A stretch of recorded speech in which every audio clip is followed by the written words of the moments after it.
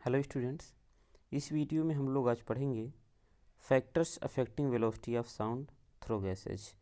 That means sound किन किन factor से अफेक्टेड होता है ये देखेंगे। सबसे पहले लिखा effect of pressure. Effect of pressure, अगर एयर में प्रेशर को इंक्रीज कर दिया जाए तो साउंड पर क्या इफेक्ट पड़ेगा। तो लिखा pressure has no effect on the speed of sound in gas. ऐसा क्यों, यहाँ से समझते हैं। देखिए इक्वेशन से जो v इक्वस टू होता है, equation v speed of sound equals to होता है p upon D, p upon D. अब यहाँ देखिए p, ये तो देखने से पता चल रहा है कि डायरेक्टली प्रोपोर्शनल है रूट के, लेकिन p जिस तरह से अगर हम इंक्रीज करें प्रेशर को तो उसकी डेंसिटी भी इंक्रीज होती जाएगी। डेंसिटी भी क्या होगी, इंक्रीज हो जाएगी, और इनका ओवरऑल रेशियो क्या हो जाएगा, कांस्टेंट होता है। इसलिए प्रेशर का कोई इफेक्ट नहीं पड़ता है साउंड स्पीड ऑफ साउंड पर। बात समझ में आ गई।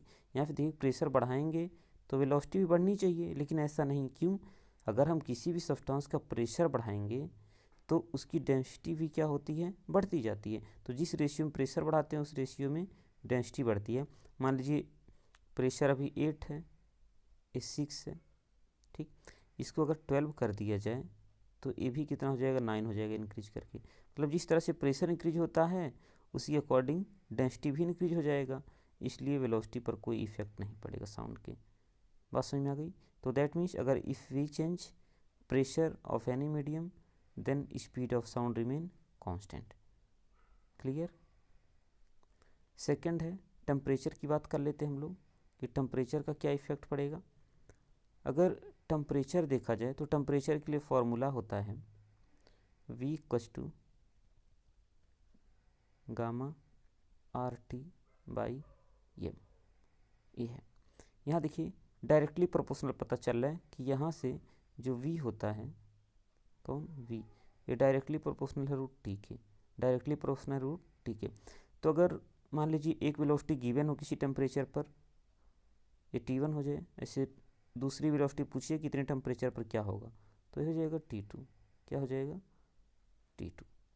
V1 अपान V2 यहाँ इक्वल हो जाएगा, क्योंकि ये सिंगल के लिए प्रोपोर्शनल है, डबल के लिए क्या हो जाएगा, इक्वल। तो V1 upon V2 equal to root T1 upon T2। और ये जो लिखा है तो एब्सोल्यूट टेम्परेचर लिखा जाता है। कैसे टेम्परेचर, एब्सोल्यूट। मान लीजिए 12 डिग्री सेल्सियस पर दिया है तो 12 प्लस 273 ये हम ऐड करेंगे, मतलब T1 की वैल्यू इतनी होगी। T2 25 डिग्री सेल्सियस है तो इसमें 273 हमको ऐड करना पड़ेगा, तभी केल्विन में कन्वर्ट होगा। दैट मीन्स एब्सोल्यूट टेम्परेचर पर होगा। तो सेकंड पॉइंट देखते हैं, यहाँ से देखिए इफेक्ट ऑफ टेम्परेचर, तो थर्ड इसमें दिया है, खैर कोई बात नहीं, हम लोग थर्ड ही पहले पढ़ लिए।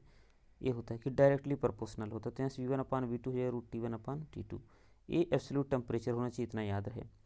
डेंसिटी पर क्या इफेक्ट पड़ता है, V इन्वर्सली प्रोपोर्शनल होता है रूट डेंसिटी के, मतलब रो के या डी के कहा जाए, तो V1 अपान V2 क्या हो जाएगा, रूट रो2 अपान रो1। ये देखिए दोनों एक दूसरे के अपोजिट हो जा रहे हैं। यहाँ पे T1 अपान T2 रो2 अपान रो1 डेंसिटी का इफेक्ट है। प्रेशर का कोई इफेक्ट नहीं पड़ेगा, याद रहे। नेक्स्ट पॉइंट देखते हैं क्या दिया है, effect of humidity. Effect of humidity, तो जहाँ पर भी ह्यूमिडिटी होगी वहाँ पर स्पीड जो होगी साउंड की वह इंक्रीज हो जाएगी। क्लियर।